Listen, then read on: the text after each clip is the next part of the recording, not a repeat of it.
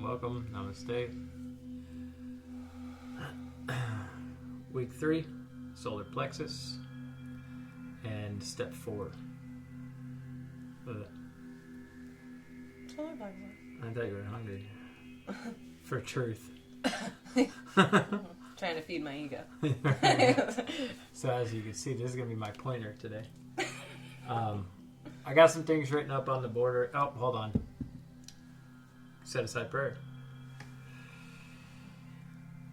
If you want to close your eyes for a moment, invite the Divine Spirit into your own heart, into the room. Creator, please set aside everything I think I know about these teachings, the steps, myself, my life, even you, God, so I may have an open mind and a new experience with all these things. Om. All right, now we're ready. Let me grab my handy pointer. So, as you can see, I have some things written up on the board already. We are on week 3, so let me put that little yellow button there. It's perfect, isn't it? It is, but I keep forgetting I was going to get at least markers. Oh, different color ones? Yeah. Oh, yeah. Color coordinate to functionally operate? Yeah. Yep. I'm slacking. It's okay. We always have next year. Thank you. If I make it, if God sees it fit that I make it that long. If it's fit. See, I live a day at a time. That's right. You know That's what all I got. Breath at a time. It just reminded me, did you ever read the Thich Nhat Hanh book? One Never. Breath at a Time, or whatever? Mm-mm. Never read that one. Anyway, Thich Nhat Hanh's a man. You want to read the book Fear. Alright, without getting too off topic. Divine self, ego self. First thing I want to talk about is, see, in the Vedic literature and in yogic culture, when they talk about the ego, they use a lowercase s self. And when they talk about the divine self, they use an uppercase s self, just like most divine names are capitalized. In the AA book, they have... me and a sponsor were going through and we were highlighting there's like 30 or something, probably 33. 37. 36, like the medicine wheel. Okay. Actually, I think it is, because I heard somebody say that there's 36 names, and he's like, of course it's 36. There's a lot of spiritual significance around that, and the 36 stone structure. Anyway, so this is along the lines that of saying that, the divine or God isn't just something outside of us, that it is something inside of us. I like to think of it as both. Everyone can have their own concept, but it's kind of confusing when they talk about it, because they'll be like, you can conquer the self with the self with the fire of knowledge. And the knowledge that they're talking about isn't the knowledge that comes from books. It's the ones that come when you remove all of this stuff. You're going to find out who and what you truly are. I heard a guy say today, too, that the 4th step isn't about finding things about yourself. It's finding out the things that aren't you, or like finding out what you're not. Yeah, I like that. Nobody takes a fearless moral inventory of themselves, and feels guilt and shame because that's who they truly are. Mm-hmm. They're doing something that they don't like, Yeah. If that was like stuff that I knew was me and I was like owning it and that was me, I wouldn't... It would be okay. Yeah, like I wouldn't feel any type of way about it. So it's good to feel shame and guilt sometimes if we use it to motivate us. Yeah, like last week. Not do those things. Last week was a beautiful example of how you can, take your guilt and shame or pain and suffering and then now we get to this point. Now we have to face and be rid of that which blocks us from power. So the first 2 weeks are really about just becoming aware of what's going on, and then this week is all about change. Solar plexus is because I need the whole board. I'm just gonna go over some of the bullet points quick, and then Abby has some stuff on the solar plexus. So this is the element fire. So fire in general changes something. It takes a substance and turns it from one thing into another thing. When we're doing like self-alchemy or energetic alchemy, you're taking one substance, applying the fire of knowledge, turning it into another substance, right? So you're taking the true self and you're conquering the ego from the true self, something like that. So it confuses me every time I try and explain. You can't really explain it. You just have to do it. It's an action thing. So fire, it's located right underneath the rib cage, right underneath the sternum. So this is where our digestion is. Everything that goes into our bellies gets burned up and turned from food into energy. So you can see how all these things are linked up together. So Abby's going to share a few things because I don't want to touch into what you have. I think do you have some of that stuff? Mm-hmm. All right. So Abby's going to touch on that. I'm going to do more of the 12-step work and this story work. This is going to be very important. So if you want to see the bulleted points of what it all means and everything else, if we miss anything, the description or the packet will be in the description of the video. Ladies and gentlemen. Oh, why does it always sound like grand, like Miss Abby? Because Abby cares. You want to ding me in? Into the ring. Okay.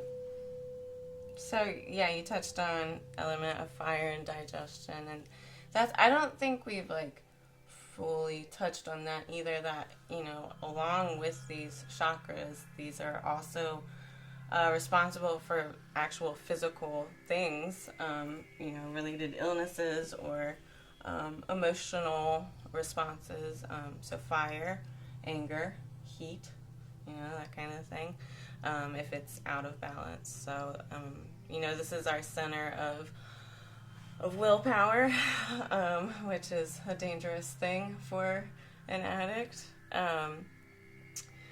But so this is where, we hold, like you said, our ego, our willpower, our self-will, and all that fun stuff that can be death for an addict, Mm-hmm. Life or death. But then too, this is, if you can relate to that feeling in your stomach, when you're doing something, that really is a physical response to something coming at us, that throws off our system in a way. If we're out of balance, we're probably nervous, we have anxiety, just, general sense of worry and fear. I know when I was getting into recovery, I was a scared, lost little girl, and I had absolutely no idea. I was paralyzed by fear. I was sick to my stomach a lot too. Yeah. I'd have diarrhea all the time because I had so much anxiety, and jitters in my belly, and my whole system was just terrible. Yeah, and that's I think we're so quick to diagnose too. When people are getting clean, all these symptoms mimic those of all these other illnesses and everything, but really we're just out of balance. We've been ruining our system for so long. It's untreated. Yes, untreated alcoholism. And the treatment, when you go into a treatment center or a hospital or any place like that, and you tell them the symptoms, they're going to treat the symptoms, which that's their job. That's what they're supposed to do. But in these cultures, it's about learning this at a very young age and keeping yourself in balance throughout your life. So it's a very difficult situation when somebody comes to you and they're on a ton of medication, and it's, this is the long haul, you know what I mean? So, just take caution with that. It's a difficult situation, but what we're doing, we're not treating the symptoms, we're uprooting the cause. The cause, right.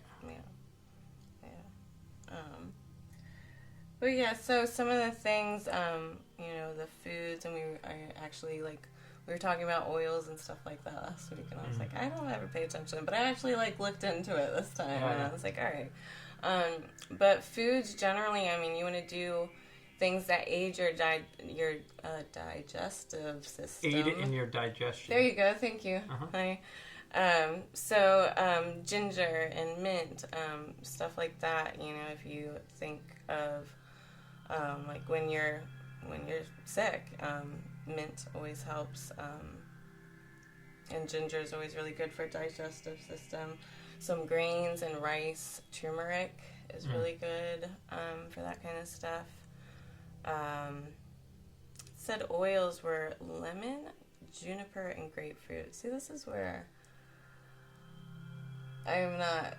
Well, I think it also depends on the person, and your specific. This is where the Ayurveda stuff kind of comes in. This is the masculine energy, and it's the solar citrus. It is the best thing. The best thing I know about it, you got to tend to your digestion. Digestive tract. I was told when we were doing this the first time, just drink warm lemon water in the morning, so it just gets things moving. Yep. And spices, hot, like hot sauce and stuff like that. Curry, yes. Yeah. When we do the Ayurveda thing, everybody's going to get mad at me, though, because the people who are more fire-oriented, they're not supposed to. I know. They'd be like, what? I know. All the stuff that I love, I'm not supposed to eat. Yeah. It's fine. But yeah, so that's a little bit. Yoga, anything that activates that core, all of the warriors, twists, like the lunge twists or just easy twists and stuff like that are good ways to activate balance. Do you want to go through the questions? Do you want to do that now? Yeah. Okay, so let's just do it. I found these questions too, and I thought they were really cool, and I will have him put them in the description. And these are Put me to work. Huh? Put me to work. You're gonna have to do it anyway, so yeah. Thanks for your help. So, and they were good because they do involve recovery stuff, not specifically, but Can I just repeat again? Everybody is in recovery. Exactly. Yeah. Nobody knows who this guy is. Everybody's living out of here. We all need this. We I are don't care all if you're living. an addict or not.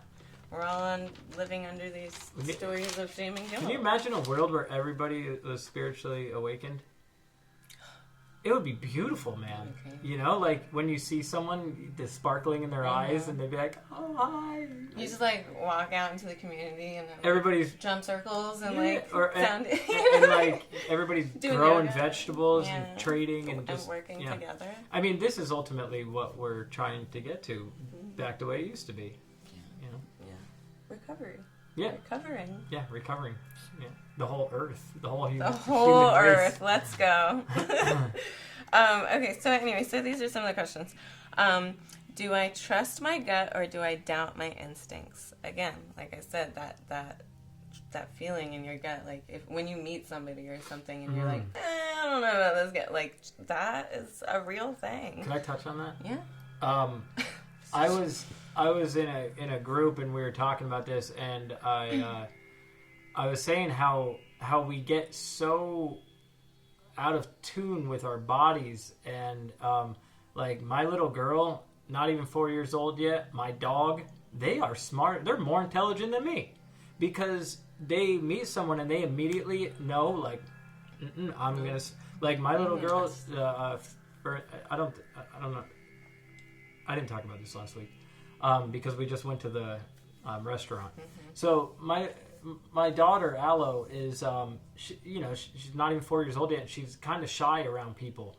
But I thought she was just shy around everybody. But really, she's only shy around people who are carrying a bunch of garbage with them. Like, so we went to Taj Mahal restaurant, and my drum teacher was playing sitar, and she was just all about it. She knew him. She didn't know him, and she was just like, oh wow, And like a dog, same thing. Like they will run away from. I'm just gonna use me as the example here. Before I was sober, kids hated me. Dogs, animals, nothing liked me. Like I would walk down the road. I swear to God, it was like just splitting. You know what I mean? And now it's the total opposite. I'll see a kid. You see it. I'll be in a grocery store. I see a little kid. I'm like. And they're like, oh, So it's just an energy field that you create as a result of letting go of all these old stories. That's why we're going to talk about the story. Yeah, so 100%. That's all I want to say is about we're trying to recover this innocence, this place of childlike wonder and amusement. I had a whole Reiki session about that. We'll get into that. Okay. Good. Okay, so anyway, what are my beliefs around my worthiness? Do I hold myself back because I don't feel capable? Am I assertive, or do others take advantage of me? I was talking about this today with one of my clients. He came in and he said, I'm a people pleaser. And I said, are you a people pleaser, or do you not like confrontation? And he said, oh, and because that was how I was. Like, I thought I was a people pleaser and I didn't want people to get hurt. And, like, to an extent that was true. But, like, really, I didn't want to deal with, like, saying no, hurting somebody's feelings, feeling responsible for their response of whatever it was. And I will also tie in a piece of the AA book literature in here, too. Isn't when we're doing good action still selfish to a degree? Like, isn't there still some underlying selfish motive behind it? I was just listening to that. That's when you get into motives, it changes the whole game. Then you really start to see the truth. That so takes much of years. This, years. So much of this comes down to like the intention behind everything. Can I set healthy boundaries? Oh, here we go. Some psychological stuff. Set healthy boundaries. Can we keep healthy boundaries? Can we actually hold those boundaries? Setting them's easy as shit. It's like upholding and like using them.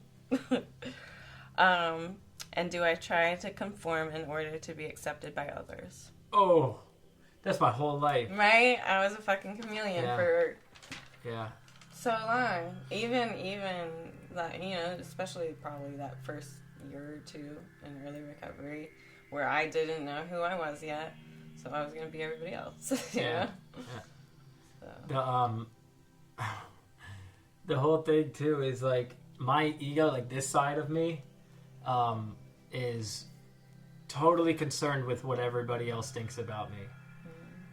When I'm connected, when I plug into the Wi-Fi, in the morning, I get fueled up with the energy of the universe, man. I don't care. I'm here to share my love, my experience, and hopefully help someone. And even if I don't, it doesn't even matter. It's just and people who are on here that know me, you could really quickly tell if I'm connected or not, because I get like shy or like, and I kind of like, I'll stutter and things like that. Like right now I'm feeling great, you know what I mean? And we all have off days too. Do not put yourself down. There's going to be days where you're totally connected spiritually, and there's going to be days where you're not. Yeah. And that's for sure. Like ego is the biggest blocker of spirit, you know? And that's, like you said, like you're like unsure of yourself, and like when when you're connected and that ego is out of the way, you're confident, you know, it's not overly like assured of yourself or anything. It's just like comfortable and confident, and like that's where we should be operating out of, you know, not cocky, but oh, sorry. Okay. I'm trying to watch that. Okay. One way to check it, if you look on, I think it's page 52 in the big book, where it's in the chapter We Agnostics, and they go over the bedevilments, and it's like, are you having trouble in personal relationships? Do you feel like do you feel useless? Are you full of fear? I don't remember them all in order like that. But you turn them into questions, and I wish I would have wrote them down because I don't have them memorized. But that's a really easy way to check yourself. Like, am I full of fear? Am I, you know, concerned about the way other people seem? Do I feel useless or afraid? You know, like, and then it's funny because if you look at the bedevilments in this step 2 or the second chapter, We Agnostic, and then you look at the 9-step promises, the bedevilments would be written here, and on this side would be the 9-step promises. It's getting to yonder shore is the hardest part. Yeah. Actually, I think it's, you know, the 4th step everybody always says is very difficult, but honestly, I think it's the easiest. It's just the most work. Yeah. You know everything that you did. Yeah, I think there's fear to admitting those things to another person. Yeah. I think that's where it comes from. For me, I wanted it out. Like, I was ready. I was like, you want to hear this shit? Yeah. Let me tell you all about it. You know? Like, get it the hell out of me. Are you good? I'm good. One thing I want to do is, we didn't recap at all, and I do want to just bring up one thing from last week that happened. You know, we're going through these motions, right? With you. This is the most important thing, and I did get some feedback, which I'll discuss in a moment. But you know, the second week we tend to get vulnerable, and fears are cropping up. And you know, me and Abby a couple of days ago really didn't have definitely not a good morning. Yeah. I had some like old stuff that I had thought that I was like totally over, and like. Nope. Wasn't even written on her card. Yeah, my card. I had to update my card, and he like, cause he's like, ugh. You should still be carrying your card. Yeah, like you 2 should. weeks. Until next week, you should have it until you get over this hump. Fucking pissed me off. He's like, he pulls out. So I'm like crying, right? And he like pulls out his card, and I'm like, fuck you, dude. And I was like, but I was like more upset because I was like. That wasn't even on the card, and but it you know, ultimately, like, I'm so grateful for that experience because this is exactly like what this is what it's meant. about. Yeah, you know, doing these practices and bringing awareness to it. Like I said, like I thought that shit was done and over with, but no, I was ready to burn it all down. You know, and. To show you guys what this looks like, coming, you know, at a few years after I mean, I've done this probably 6-7 times now. I did it 2 times the first round of yoga training. I did it every year since. So what this looks like now is, you know, well, first of all, I've never been in a healthy relationship, not even in sobriety. This is the first time I'm ever experiencing any of that. So thank you, Abby, for the work that you did on yourself. I love you. It's so too. And what happened is she went into this place. I noticed myself wanting to go into that place with her. This is weird. Like, I see her suffering. I want to go with her. Why? Like, I wanted to fight back because she, you know, there's a lot of like resistance. So I wanted to just fight back and just like let my ego take control. And the card saved me, man. I swear to God. Like, I looked at it and I'm like, I had it in my pocket all day. I better still have it. I do. So I pulled it out, and it was along the lines of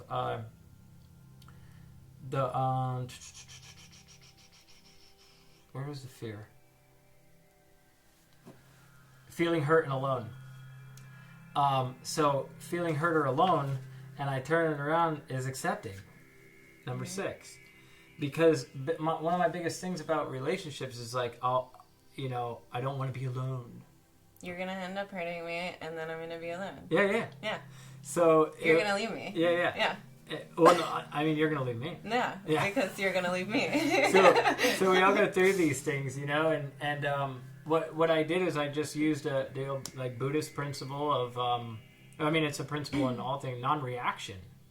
And I just took a moment, prayed, and it was just, I don't know, it was like weird to be able to do that. And then, and literally, certain sayings like, this too shall pass, within a few hours we were fine. And here's the thing. Then we're like in the car, and I'm like, I think we're in the car, but the whole thing is like, well, what can I do now to help you? And what, so we just worked it all out. And that's like, and like when we say, like, we don't even like fight. Like, no, we haven't. I said an asshole comment, and like you wanted to say one back, and then, I wanted to real bad, and like that is crazy to me. Yeah. Like, see, this is where it comes to, like, if you're we're going to talk about this in the 4th step thing. If you're having a shitty relationship, it's really quick to be like, it's her fault. I'm great. This is all her. But really, the thing is that I now, from doing a 4th step a few times, I'm like, I don't want to even play a role anymore. I don't want to have to write this down later. Yeah, it's the whole thing. That's my thing. Doing like a nightly inventory, man, has definitely been like I'll give the example of like, I didn't want to write down that I was selfish one day. So like, I was driving home and I knew that you needed something or something, and I was gonna stop, and then I was like, nah, I don't feel like it, and I drove past the store, and I was like, son of a bitch, that's selfish. And then I was like, I literally turned the car around and went and like got the thing, and I was like, I don't want to write that down. And like, that's it. But that's literally like the effect that doing this kind of work has had, because I would not have given 2 seconds worth of thought about it. Like, hey, Alan needs something, like, tough shit, go get it, Alan, like, but, like, I'm so grateful that, like, it's so much work sometimes, but, like, I'm so grateful for that. Oh, I'm a handful. In general. I don't know, you're a lot of, I mean, you are a lot of, I mean, like, recovery, but it's worth it. I love it. I heard a guy say, I don't want to forget to say this, I heard a guy say that you're not responsible for the thoughts that come into your head. You're responsible for how long you have them. Mm-hmm. And he talked about sweeping away. So, like, I did the same thing you did. About a year ago, I was living in the cabin, and there was a terrible snowstorm. And I drove down. I was late for work already because I had to dig my car out. And then I drove, and there was this woman. She's shoveling, you know what I mean? And I passed her. And I, like, pulled up to the stop sign, and it was like, what would God have you be? And I'm like, you motherfucker. I turned around, and I drove up to her. I put the window down, sliding all over the road. And I'm like, hey, can I help you? Do you want me to shovel you out?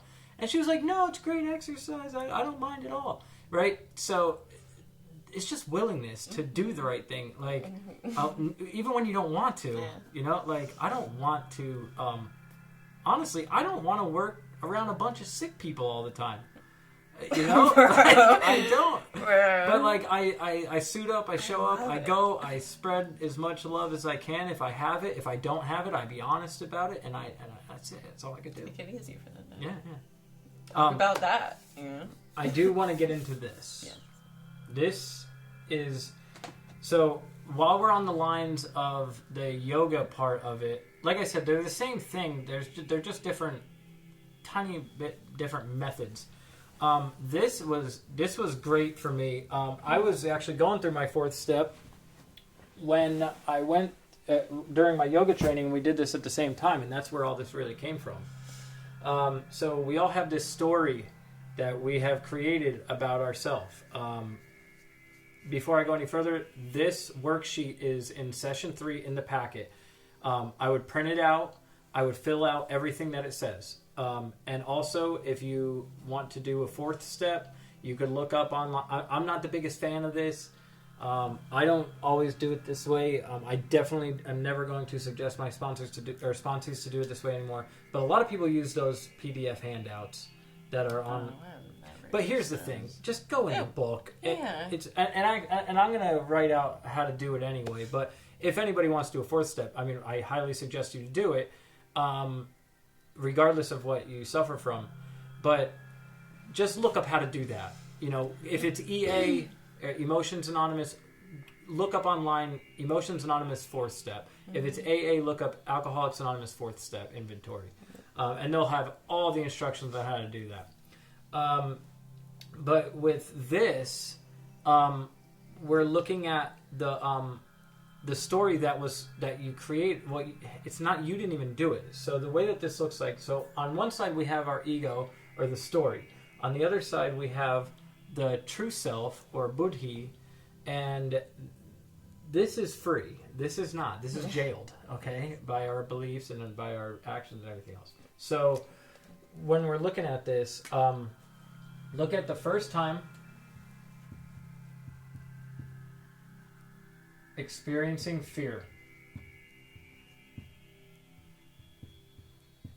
All right, so in the first week and last week, we were looking... Well, the first week we looked at the fears that we have. There's probably a whole bunch.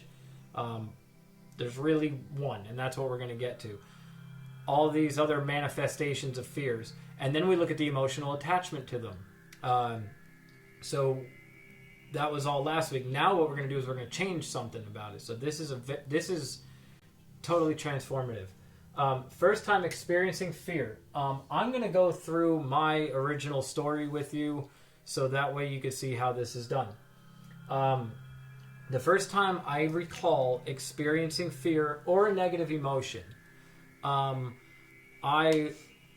when I was young, I was deaf. I nearly completely deaf. I couldn't hear. I had a bunch of problems from when I was born. I had to have surgery and all this other stuff, tubes put in my ears and everything else. So I don't really recall anything up until right before I had that surgery. And here's the thing. My teacher sat down with me, and I was thinking it was first grade when Mike Hughes got the girlfriend Elizabeth, and I liked her, and I really thought that it was like first or second grade, and I thought this girl was cute. And it's funny because I remember the names. I remember like it was yesterday.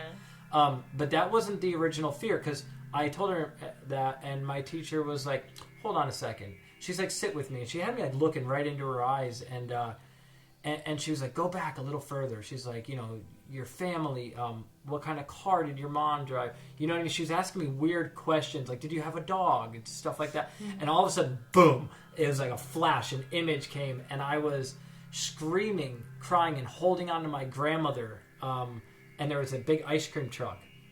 And I do remember this day, I was about 4 or 5 years old. I was deaf, I could barely hear. She took me outside to the ice cream truck, and the noise, they play the little jingle or whatever. For some reason, the frequency of that penetrated my eardrum, and it was a loud noise, and I totally freaked because I wasn't used to hearing loud noises like that. And I'm screaming and crying. I'm holding on to her, and I look around, and here's all these happy kids eating their ice cream. And from that point forward, I'm not like you. I'm different. There's something wrong with me. So the way that you do this is I am different.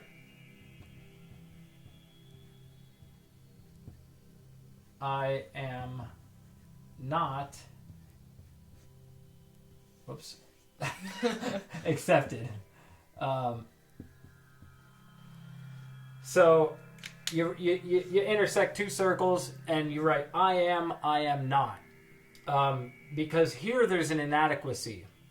In that moment I felt different, I felt afraid, and I felt like I didn't belong. I'm not accepted I'm just like not a part of this thing. Then I look, when I was doing this, I look and I'm like, oh my God, the first time I took a drink, it healed this. I felt like I was a part of something. All of a sudden, I was the best dancer. I was the best drummer. I was funny. All the girls wanted me. I mean, meanwhile, I'm making a total ass of myself, but I really inside felt like I arrived, you know? So I carried this fear around me from that moment. Now, some people's are like, you know, they got abused when they were a child. Some people were raped. Some people got lost in a grocery store. You know, it doesn't have to be a catastrophic event. It could just be, you know, mom goes into the store and leaves in the car. You think she's never coming back. Stuff like that. Trauma is not the event necessarily. It's our response to it. And that's what starts these stories. So back to what I said earlier. I'm not responsible for this coming into my head. I'm responsible for removing it. And it took me 30 years until someone said, hey, what was the first time you ever experienced fear? I'm like, I don't know.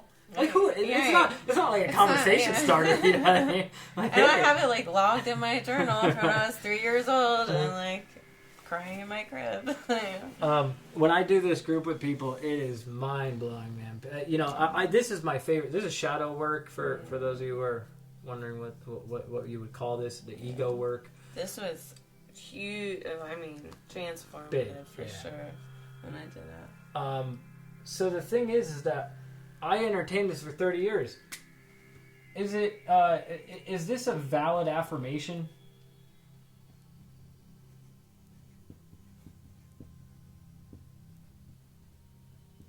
Abby? Is it? I mean, this is what I told. We believe it. I told myself, like, subconscious telling myself this for 30 years, and this is not a valid affirmation. No, it is not. So I must be rid of this, or it'll kill me. See, this is the thing when it comes to AA too. Like, it says we must be rid of self, or it will kill us. Self, lowercase s self. They don't talk about that. I've actually seen this uppercase and lowercase s self thing in the Big Book too. Not all the time, but in a few areas it is.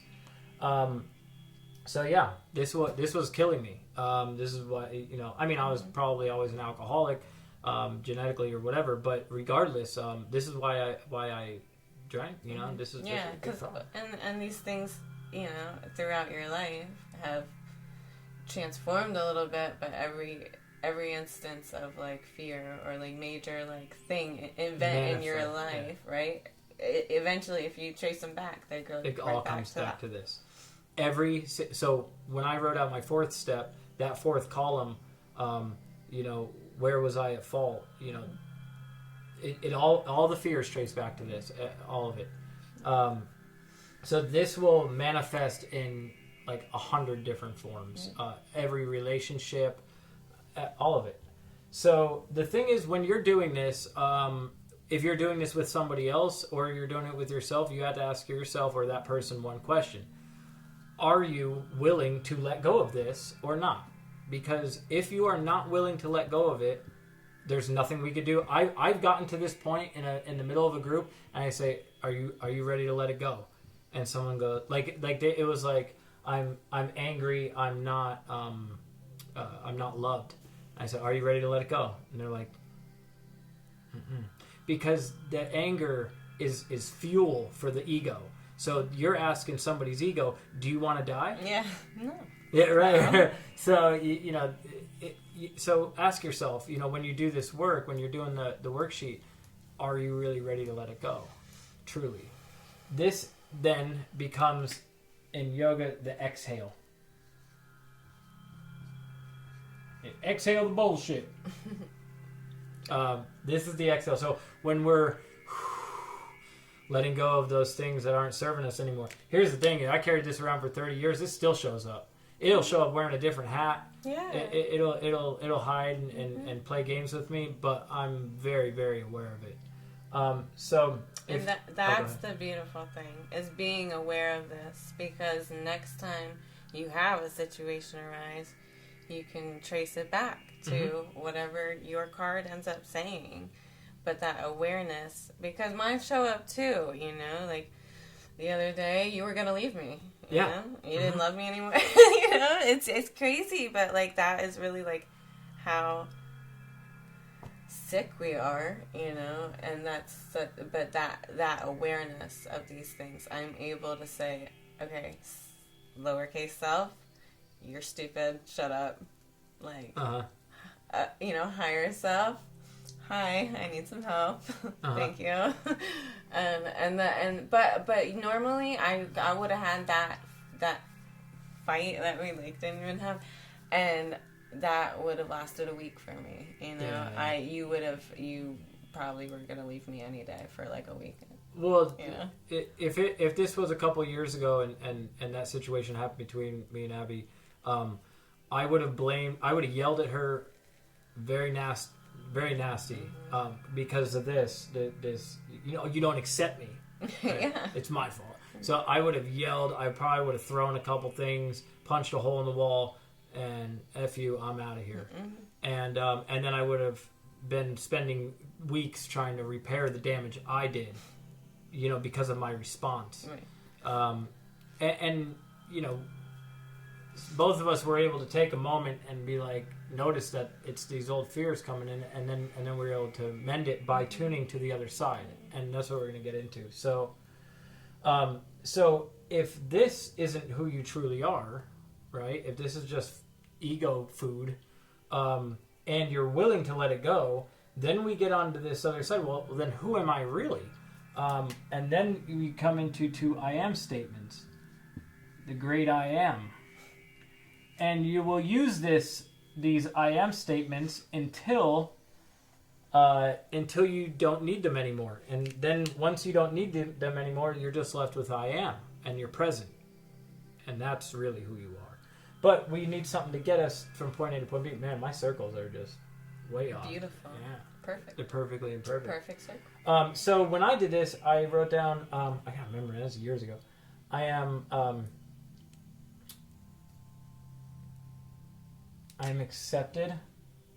No, wait. No. I am connected. And I am expressive. This was my first round at this. So my thing is, every time that I would enter into a new space, a new group of people, even a family event, I would bring this, and it was like I was wearing it on my shirt. Hey, everybody, I'm different than all of you. I'm not accepted, and I feel like shit about myself. That's how it was just all over me. And you literally carry that frequency with you people, and you that's what you send out to people when you're carrying that shit. Yeah, when we get to the throat chakra, we're going to talk about communication and energetic communication as well. When I show up to people now, I'm not bringing this stuff with me, and if I am, I'll at least tell them I'm having an off day. Yeah. This is where I'm at. Just letting you know. Honesty, step one. Transparency. Right? So this now, I'm able to show up, and I, some of you guys know me. I could just dive right in. Because I don't see separateness anymore. If I do start seeing separateness, I know that this is creeping in again, and I need to do some work. But usually I could walk into a room, a bunch of sick, negative people, and I'm like, hey, what's up? We're all one, and I can express, just like I am right now, what we're doing, music, all of it. So 5 years ago, I was not able to do any of this, and this is how I live today. So does this stuff work? Worked for me. Worked for a lot of people. Everybody that was in my yoga training stepped into that power. Yeah. Everybody that's done a thorough fourth step and continued through step 9, did all their amends and started helping people. Rarely have we seen a person fail. The reason people relapse is because they're not getting instructed. They're not doing it. They're not doing it. They're not doing it. Yeah. Like the AA or EA or Whatever. NA, the program of recovery is the steps. It's not meetings. It's about taking the book of action and doing the action. When it says do something, do it.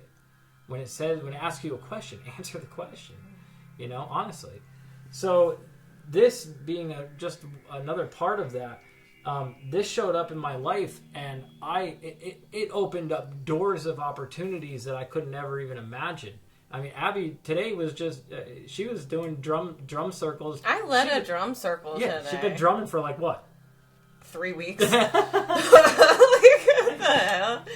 The fact that I'm sitting here right now, like, I mean, none of this was, even like a year ago, this was not on my radar even, you know.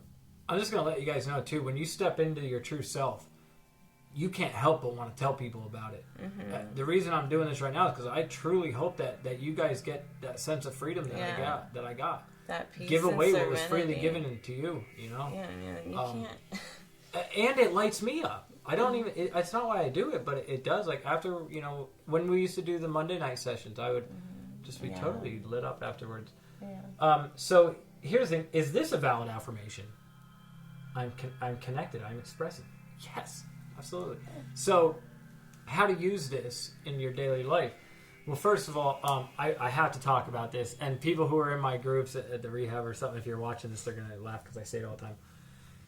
Who here in their bathroom has 500 different affirmations on sticky notes around their... So you have your head, and then there's just all these sticky notes of affirmations around them. Sound familiar, anybody?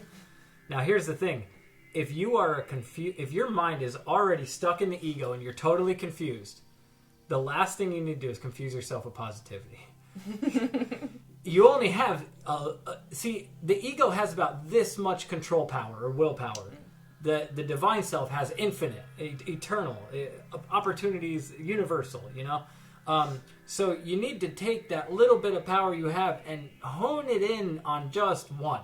And I'm not saying it's like bad to have all these affirmations, but what I'm saying is you want to be able to use all of your willpower and just focus on this specific mantra / affirmation that is designed to help you.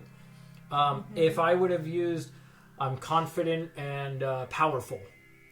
See, that would only fuel my ego, and it wouldn't be specifically targeting what I experienced as a young boy. Yeah. So I'm trying to heal that. I'm trying to spend time with that little boy.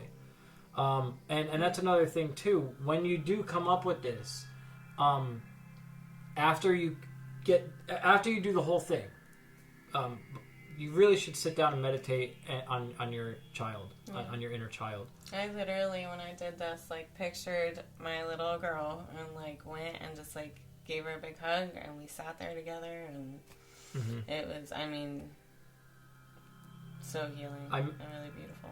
I mentioned Thich Nhat Hanh earlier, and the book Fear, which I mention all the time because it was the first book I read on this path.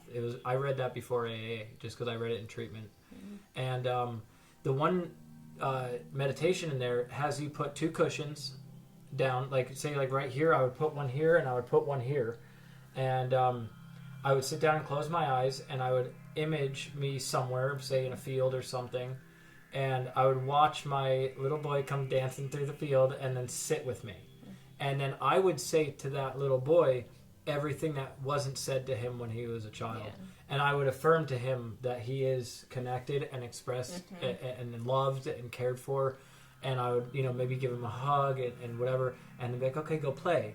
And then as he's playing, then you sit on the side and you're the little boy or girl. And then you see your adult self walking up and you ask your adult self to sit. Mm-hmm. And then you say to your adult self what you would say as a child, oh, thank you, whatever. And then you hug it out and do it. I had adult men that just got out of jail. They were.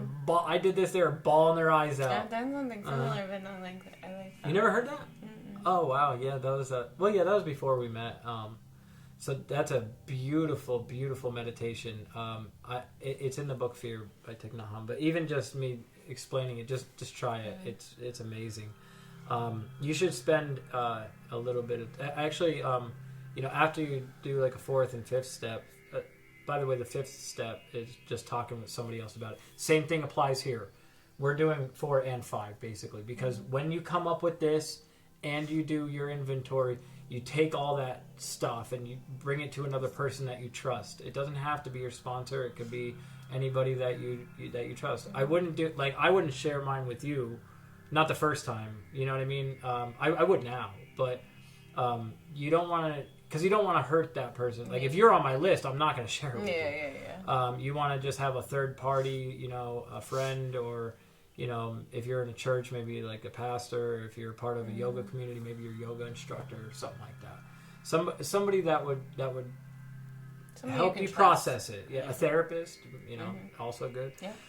So you take all that stuff to them, and then that's how you be rid of it. So you do the work, the inventory, this process, and then you talk it over.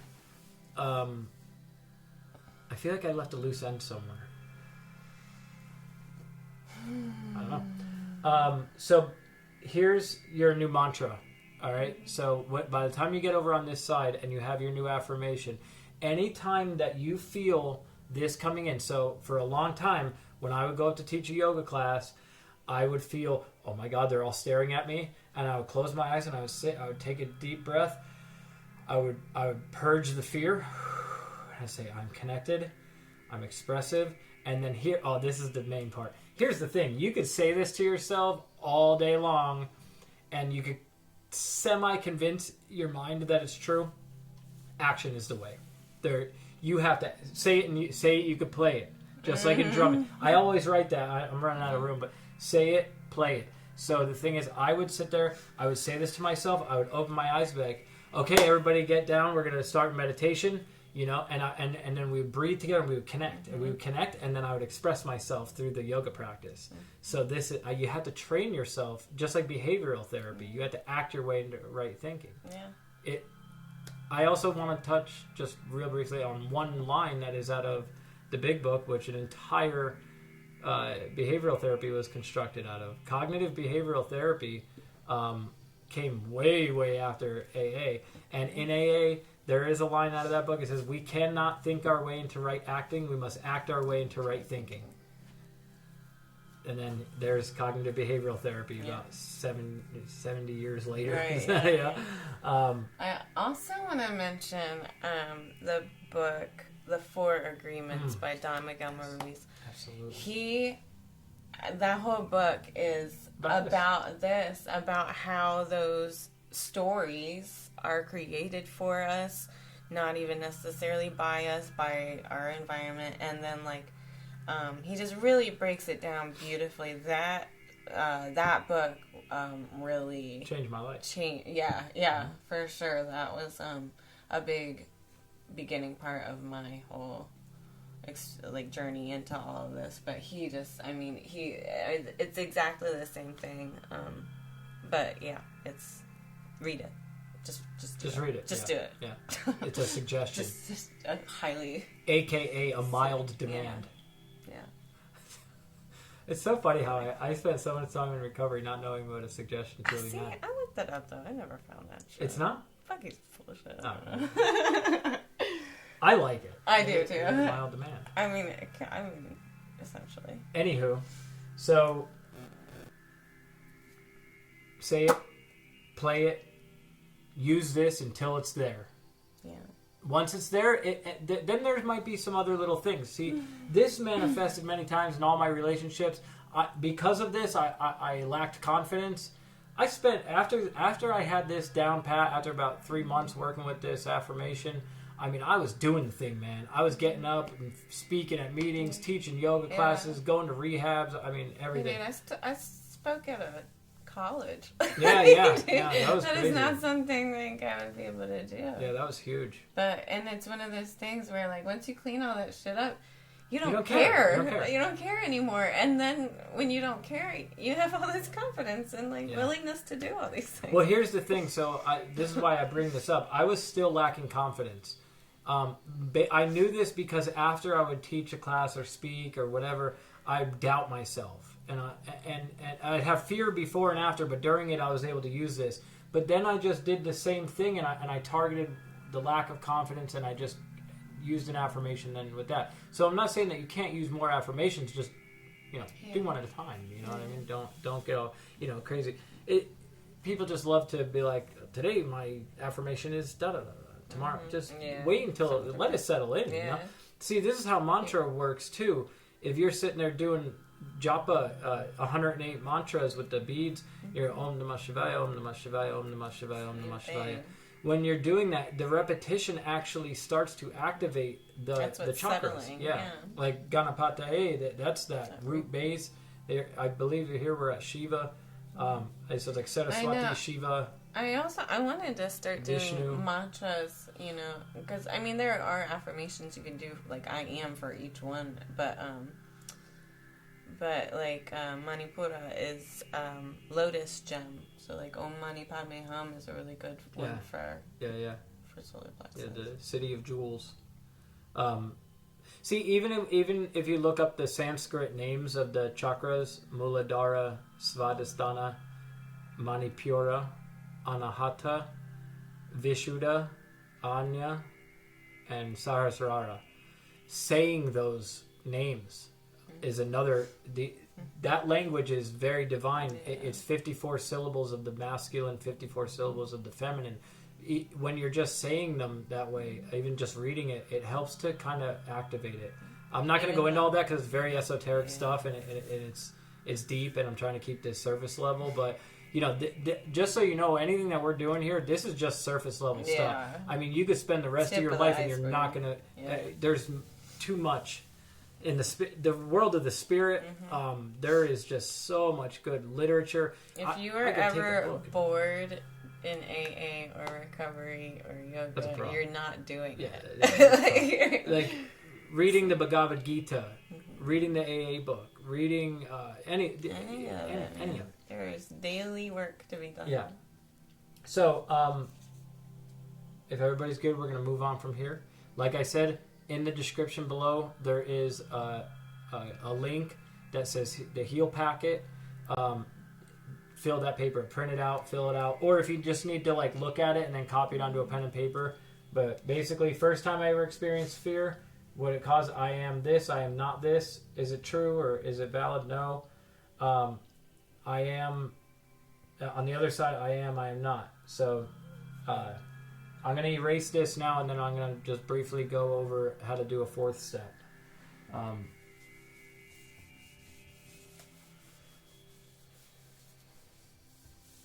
I'll keep to my story there because that's pretty much what the fourth step is all about too.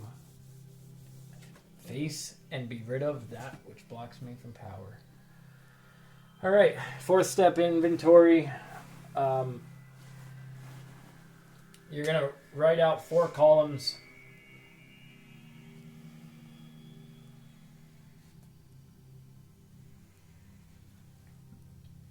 Now, if you look in the recovery books, there'll be 3 columns, and then there's one other entire page devoted, which became the 4th column. It's just easier to have a 4th column. You don't have to do it that way, but it looks like this. There's 3 lists. Resentment looks like this. We're gonna go through the resentment one first, just so I can show you what that looks like. And then we'll look at the fears and stuff too. So, resentment list, or some call it a grudge list. I love that name. Yeah. Grudge Sounds list. like a hit list. It's like my list. I mean, this is the shit that's gonna kill you. What does that one say? It's like having a resentment and wishing the other person. Well, having a resentment is like drinking poison and expecting the other person to die. Yeah. So first column, I want to keep it as close to the big book as possible, so I wrote some things there. The person, place, thing in which you're resentful. Abby, you want to do one? Something current? Now, these go, when it says list, I don't know any lists that go across this way. Never seen one in my life. Lists go down. Mm-hmm. So you do the person, place, things, and you list all of them out. So it would be like mom, dad, ex-boyfriend, whose name is. Yeah. We're in that. If you look up the emotional sobriety workshop thing that we're doing, everybody on this list always puts ex-girlfriend number 1, ex-girlfriend number 2. They never have names. No. So no, I'm trying to. I'm good right now. Well, when you do a daily inventory, you don't know. Yeah, I don't have any, like... I'll do, no, because I have to be careful, too, because I don't know who's going to see this video. Let's just make one up. Yeah. John Doe. All right, so John, your ex-boyfriend? Yeah. Yeah. Ex-boyfriend, John. So we'll do 3. John, who else? Let's put Mom on there. Yeah. What? And who knows who's gonna watch this video? No, she won't watch this one. It'll be fine.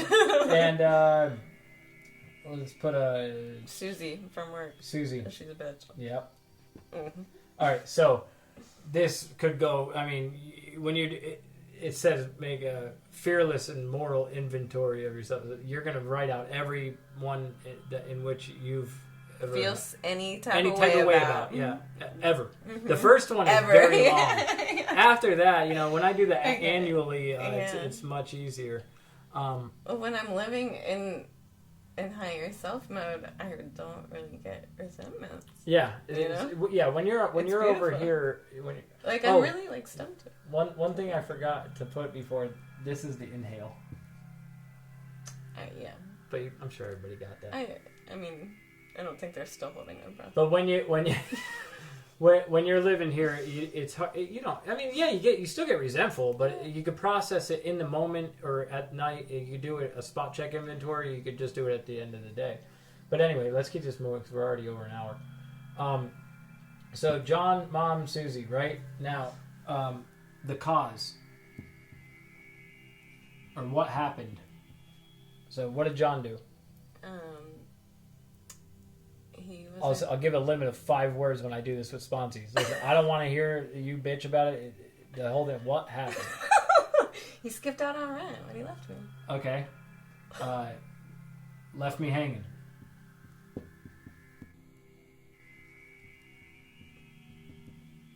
And all right. Well, now list going down. What did Mom do? What did Mom do? Mom forgot my birthday. Okay.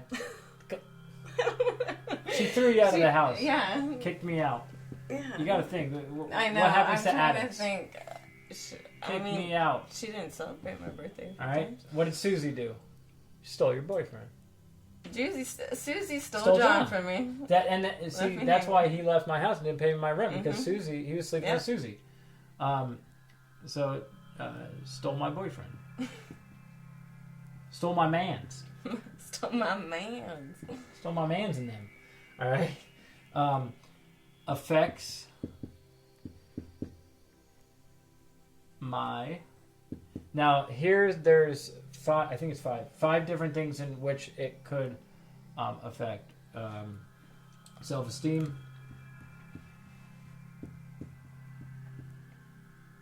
ambitions,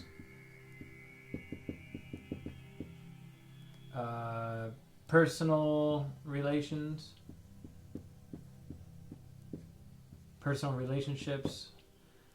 sexual relationships, and security or pocketbook, money. All right. So this is so John left you hanging with the rent. He's sleeping with Susie. What did it hurt? Damn near every one of them. All right. So self-esteem. Yep. All right. What else? Ambition. Yeah, probably. It could. No. We'll leave it. We'll leave that one. Personal relationships. Yes. Because you're not friends with Susie anymore now, are you? No. What about sexual relationships? For sure. And money. Yes. All right, so you go through then each person and you do so. Mom, what did it affect? And you would write all that out. And the reason you just have it categorized into 5 things because the whole thing is we're really only worried about us. Mm-hmm. The other people and what they do. That's the Serenity Prayer. It says the things I cannot change. You cannot change other people. You can only change you. So the last column at this point, what they suggest you to do, what my sponsor suggests me to do, is cover up these 2. This doesn't even matter anymore.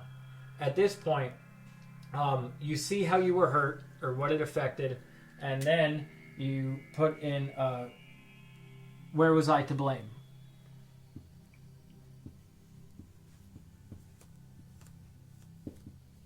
Now, I do this sometimes with mental health clients. They absolutely hate this. They can't stand it. Yeah. Because a lot of them are playing victim, and they're so attached to that victim mentality. Mm-hmm. And I go, where are you to blame? I didn't do anything. I'm sick. Yeah. So, but here's the thing. This is what sets you free. Mm-hmm. Don't worry about what they did. Worry about what you did. Take care of your damn self. To thine self be true. Mm-hmm. Not, When we get down to the root of the cause, I mean, John probably cheated on me because I cheated on him first because I was wasting. Okay, so I cheated. I cheated because I cheated. I was drunk. You fight with him, nasty. Were you nasty toward John? Yeah. Nasty when I was drunk. Okay, so there's John. What else? Mom, how'd you treat mom? I was same. Nasty, drunk. Nasty, drunk. Probably stole from her. I did. I stole from her. Drunk, stealing. All right. Susie. What did I do to Susie? I don't know. Here's the thing. She just stole your man. Yeah, I was going to say, you know what? Susie and I might not have even known each other before. She's just on my list because she's stole my man. No, let's investigate this. So, if Susie took your boyfriend, right? Where were you to blame? I was just gonna say, you were cheating on him. What got John seeking anyway? Exactly. Yeah. So Susie might not even know you existed. I really don't have anything to do with Susie. I don't have to be mad at her. But the thing is that it's easier to blame her. But so where was I to blame with this? Maybe holding on to anger toward her, right? Holding this resentment. Now, sorry about my handwriting. I don't even know if you can see that far anyway. But one thing that I'm going to touch on, because I feel that this is very, very important. If you have an abuser on here, so say your story involved, child molestation or something, right? This is very difficult because then I go, how was I to blame, right? In fact, my sponsor, his dad used to beat the hell out of him. And so here's the thing, though. That person is sick. Yeah. Very, very sick. And more sick than you are. And the only area that you are to blame, I would say, is that you're holding on to that anger for 25 years. Yeah. So if... so say an abuser was on here, and you were too young to even know, the part that you play in this is you're still holding on to anger, wishing them to die or something, or like something bad to happen to them. Yeah. That exact thing was my story for a while. I don't know that it was necessarily anger, but I just it was disgust and pain really when it came to him, and then it took realizing oh, he's really fucked up. It wasn't, I can't do anything about it, and letting that go was and forgiving him and praying for him because he's obviously sick, Yeah, when you could view, see, I had my dad, I had all my family members on there, and when it got into this, I noticed where I was blaming, and also on here nasty, that's caused by fear. So you bracket fear, drunk because I'm afraid of people, and stealing because I'm fear. That's a fear because I don't have financial security. Resentment, fear, anger. Right? I don't know why you're doing it. So you write F where there's fear involved. Like I said, these don't even matter anymore. Also, you'll start to see commonality where it's just the same stuff repeated over and over and over again with different situations because it's all that old story. I was just going to say, and oftentimes they tie back to. So that's when we get into the fears list. I keep leaving things hanging. But what we were saying is when you can view that somebody else is equally or worse off than you, then compassion grows, and you'll start to just naturally forgive them.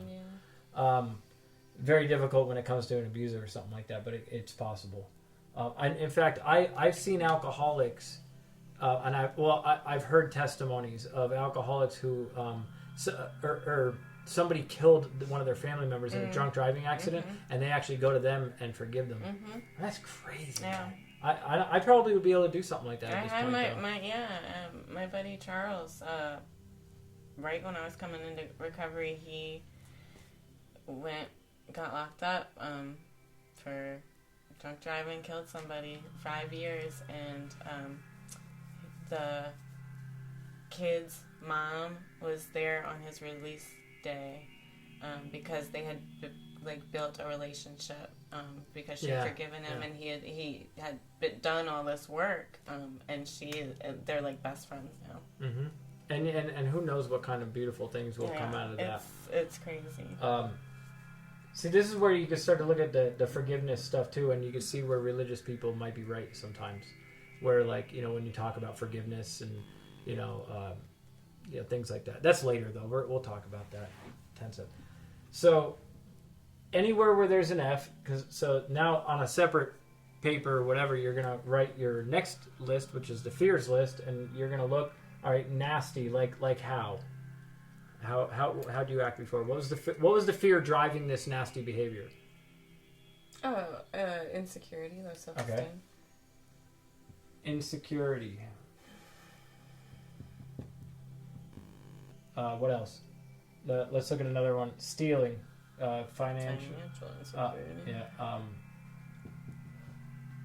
Finances. What else? Anger. Now, what you do is you list out all the fears. Here's the thing. When with the chakra one, we already did this. We already looked at the fears. You just revisit this fears list that's on that paper. But now what you do with it is on this column, why? Why do I have this fear? So this is just an investigation. Insecurity. Why do I have insecurity? From all the previous fears that I've had, from those main fears that I had, they grew up into that. You're going into story. You're going into story right now. Why do you have insecurity? Right now I don't. From that, I don't know. I wasn't pretty enough. I wasn't smart enough. I wasn't interesting. Not pretty or whatever, right? Why? Where did this come from? Why do you feel that way? That's what society has made me believe. Someone told me that. Right.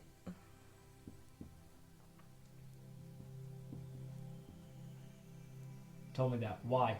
Why would somebody tell you that you're not pretty? Because they're insecure. Because they're sick. Yeah.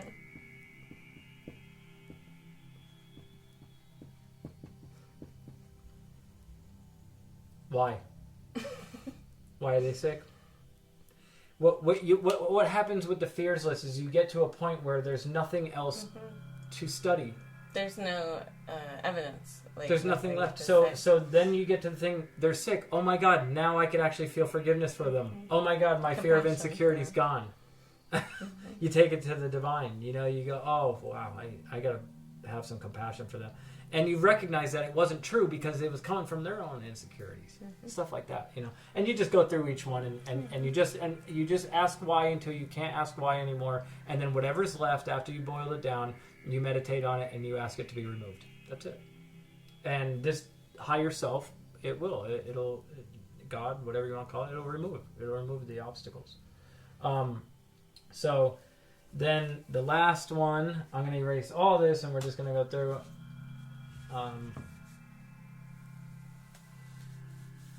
Again, you guys could look this up and do your own inventory. I'm just giving you a brief example.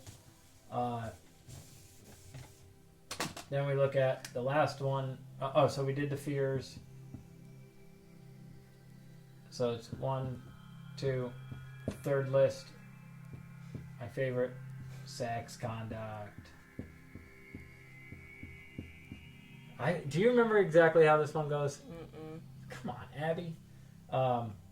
You list all the people. We did it different. We did it different than most people did it anyway, so it was totally. Yeah, but you would list all the people in which you had sexual relations with.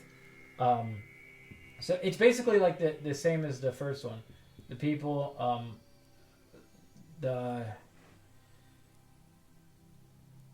man, I'm trying to think of what I think it's the conduct itself. Yeah, like motives and shit. Hold on one second. I don't want to give any wrong information. Me and my sponsor do it way different too. My phone's about to die also. You have yours? Yeah.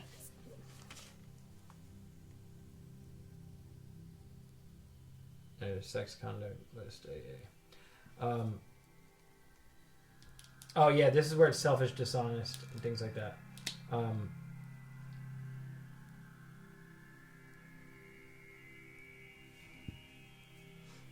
this has a whole lot of words. Oh yeah. Okay, so it's what we did, or like what happened, what we did. Then it's where was I selfish. I believe it's always the same. Selfish, dishonest, afraid. Dishonest, inconsiderate, self-seeking. So selfish, dishonest, self-seeking. What else? Inconsiderate. Inconsiderate. I knew there was one different. And then, what could I have done better? Correct? Or this is what. What's that? I don't know. This one's different. Let me see what that one says. Who did I harm? What should I have done instead? Did I unjustifiably arouse? Oh yeah, did I unjustifiably arouse suspicion, jealousy? Mm-hmm. See, you just have to read. See, in the book, it doesn't even have a list for these. You just read the book, and where it asks you a question, you answer it. But I've seen it done lots of different ways too. this is what you ultimately need to look for. You list down all the way down all the people in which you could remember that you had sexual relationships with, what that conduct looked like. Where was I selfish, dishonest, self-seeking, or inconsiderate? Did I arouse jealousy, bitterness, or resentment? And then, like, what could I have done better, or what can I do now? Mm-hmm. And really, this is where I lead people like this, like, what can I do, or what is my ideals list? So this is where I would write the ideals list. And then basically you look at all this stuff just so you're aware of it, and then you write out a sane, sound sex ideal. Basically, in any relationships from here on forward, I will not bring blank, blank, blank, blank, and blank. I will bring blank, blank, blank, blank, and blank. And that would sum up what step 4 is. Oh, I'm stuck here. Oh. Getting old or something, man. So, like I said, this isn't crazy difficult. It's just a lot of writing. But just go into whatever recovery book that you're operating out of or choose to operate out of, and just do what it says. It's really that's the simplicity of it. Just do what it says and see what happens. Work with a sponsor. Yeah, get a sponsor, a mentor. Listen to what they say. and listen to what they say. Take the suggestions, do the work, and you'll never have to suffer the way you used to suffer ever again. Mm-hmm. That's the good news. How free do you want to be? How free you want to be. That's the gospel. The good news is you don't have to live the way you were living. You don't have to live in fear anymore, and you can live a life beyond your wildest dreams. Do you want to do a little Shiva mantra to seal the deal? Always. We're going to do a Shiva mantra. So the educational part of this is complete. Shiva is the destroyer. Shiva is the one who burns away the egoic traits and allows you to experience the divine within. So he gets a bad rap. She was great. People are scared because they're scared to lose their ego. Yeah. Way I like to look at Shiva is he helps with transition. Yeah. Shiva holds the space between when you close the door and a window opens. I like that. So. I do want to talk just really briefly about one thing. Yeah. We're never going to kill our egos. You're going to have stage characters. You have to. I have to be a dad. I have to be an employee. I have to be a boyfriend. I get to. I'm sorry. I get to be a dad. I get to be an employee. I get to be a boyfriend. And many other things, right? But the thing is, we just don't attach to them so much. Mm-hmm. We know that it's just the Leela. It's just this play. And we're just, I show up to work. Oh, let's do the dance. You know what I mean? Drive the car or whatever. So you have to, your ego is still going to be there, but you just don't want to attach to it anymore. Definitely not the negative ego. So when the line of the will, when this is aligned with that and they come together as one, that's really what we're looking for. So detach from the stage characters and then you'll be okay. Don't take it so seriously. Mm-hmm. And Shiva will help you. Alright. I'm going to do what I'm good at. Mm-hmm. Oh, why don't we all take a really deep breath, huh? Release that what does not serve you anymore.